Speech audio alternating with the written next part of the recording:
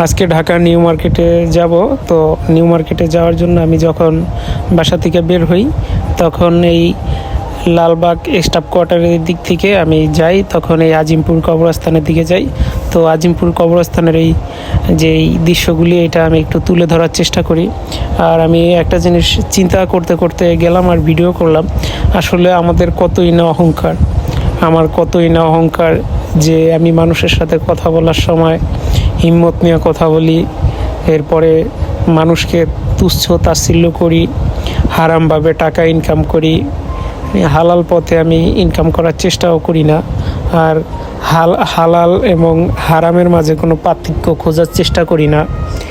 এরপরে গিয়ে আমি মানুষের সাথে তো খারাপ আচরণ করি, নিজের লাভটা বেশি দেখি। আসলে দুনিয়ার মুহে পইরা এই কাজগুলি আমার করা।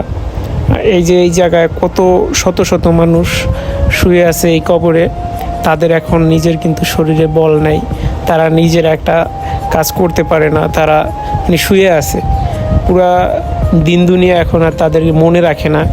অনেকের হয়তো অনেক অবদান ছিল দুনিয়াতে, অনেকে অনেক কোটি কোটি টাকার মালিক, অনেকে অনেক ক্ষমতাবান ছিল, ভালো মানুষ ছিল, আবার খারাপ মানুষও ছিল। আসলে কবর এরকম একটা জিনিস আমার এখন মনে হইতেছে যে যার যার পাপ তাকে ভোগ করতে হবে। যে যতটুকু পাপ করবে তার অতটুকুই ভোগ করতে হবে।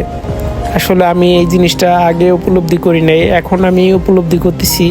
তবে যখন আমি কোনো খারাপ লাইনে থেকে এখন আমি সরে আসছি, তো এখন আমার জীবন চলায় অনেকটা কষ্টসাধ্য, অনেকটা ঝামেলায় আছি এখন বর্তমানে। এই ঝামেলাগুলি এখন আমি ফেস করতেছি।